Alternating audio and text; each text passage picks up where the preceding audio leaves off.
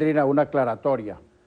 El presidente hizo esa alusión por unas declaraciones realmente rotundas, enfáticas que hicimos de la mesa, porque el presidente había dicho que los colombianos que estaban en Venezuela eran representantes de la ignorancia, de la miseria, que Colombia lo que había exportado para que era problemas, que bueno, habló horrorosidades de una colonia que tiene en Venezuela aproximadamente 1 millón de habitantes. Y si ese mismo lenguaje se lo aplicaran a los venezolanos que casi en una cantidad como de 1 millón están en diferentes partes del mundo y los acusaran de que es un producto indeseable exportado por Venezuela, ¿cómo van a hablar así de, aquí hay 1 millón de colombianos? Habrá delincuentes, por supuesto, pero hay mucha gente laboriosa, trabajadora, que ha contribuido con su esfuerzo al progreso económico de Venezuela. Mira, y la frontera es una región, es una zona muy viva. Las fronteras, por lo general, suelen ser distintos a los países. Por ejemplo, la frontera colombiana tiene con el Táchira más similitud de lo que tiene con el resto de Colombia, y la frontera tachirense tiene más relación con la gente de Colombia que con el resto de Venezuela. Se casan entre ellos, comercian, etcétera, etcétera. Madres colombianas con hijos venezolanos y al revés. Bueno, entonces, ¿cómo va a decir eso el presidente? Bueno, la misma familia del presidente tiene ancestros colombianos. Caramba, ¿cómo va a decir eso el presidente de la colonia colombiana en Venezuela? Entonces, en respuesta a esas declaraciones imprudentes del presidente, fue que nosotros dijimos que eso era indebido por parte del presidente, etcétera, etcétera, etcétera. Bueno, en la noche él repostó diciendo que todo el que no respalde las decisiones que él tome allí, y específicamente la mesa, Achuo Torrealba, Henry Ramos, éramos antipatriotas, antivenezolanos, etcétera, etcétera. O sea, el primero que tiene que moderar su lenguaje, por razones que no es menester explicar, es el presidente de la República. Mira, aquí hay colombianos, italianos, españoles, árabes, gente de todas las nacionalidades. Que alguna de esa gente sea indeseable, ciertamente, ¿quién puede tener el control de calidad? Pero en su inmensa mayoría son colonias laboriosas, integradas, que han contribuido con el desarrollo de Venezuela. Al margen de esa situación y de esas declaraciones, ¿cuál es la postura que tienen ustedes hoy acerca de esta situación y este decreto de estado de excepción en la frontera con Colombia? El presidente colombiano Juan Manuel Santos hace un señalamiento en el cual él decía que esta situación de cierre de frontera beneficiaba a los sectores delictivos. ¿Cuál es la postura que tiene la mesa de la unidad? Mira, nosotros dijimos desde el primer momento, bueno, si hubo delitos, que se cometieron delitos, que dispararon a mansalva a 2 o 3 oficiales de la Fuerza Armada, pues que eso se investigue y que se determine quiénes son los culpables y que se los castigue.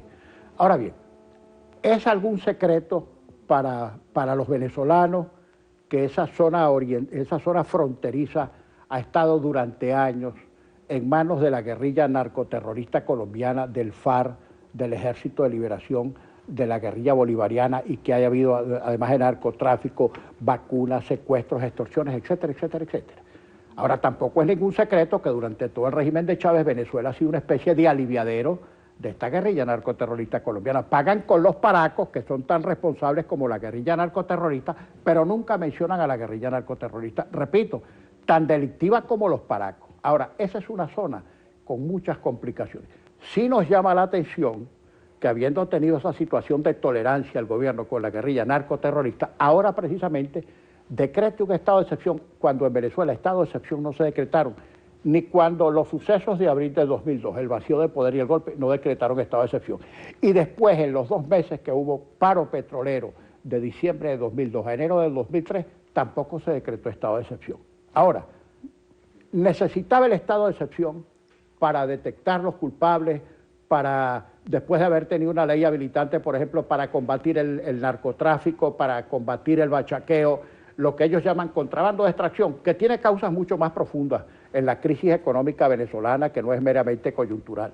Pero bueno, necesitaba un estado de excepción cuando ha tenido leyes habilitantes, cuando ha podido tomar cualquier medida para paliar los problemas de la frontera. A nosotros nos parece exagerado. Fíjate, un detalle.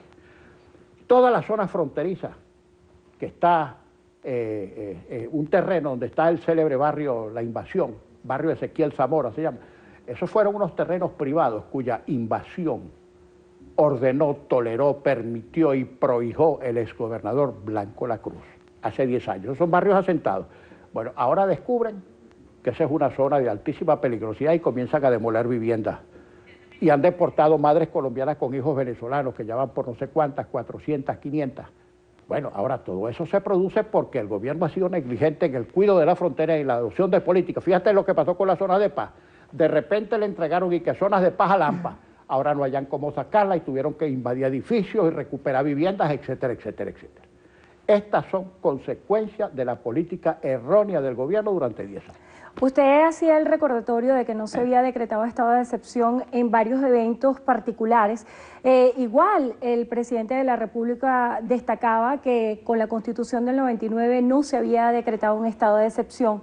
¿Cuáles considera usted pudieran ser las consecuencias de esta decisión y a su juicio cómo ha debido ser el abordaje de este tema? Yo no sé ciertamente si el presidente necesitaba decretar un estado de excepción, repito, para corregir las distorsiones y los problemas de todo tipo que se están presentando en la frontera.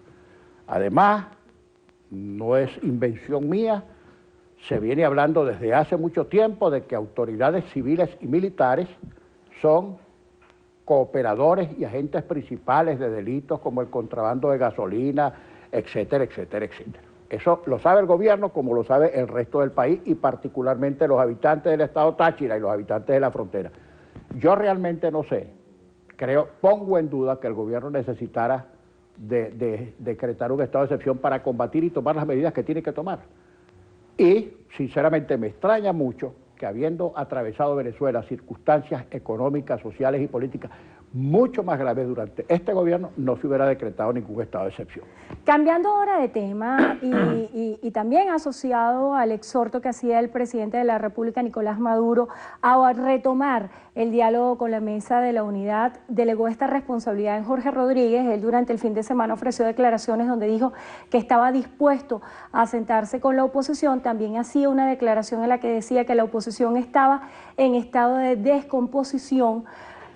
¿Cómo afrontar nuevamente este proceso de diálogo? Bueno, la verdad es que a mí casi que me da risa. Una invitación al diálogo y entonces designan por parte del gobierno como oficiante, como promovente del diálogo, precisamente al que cae a garrotazos a toda la oposición.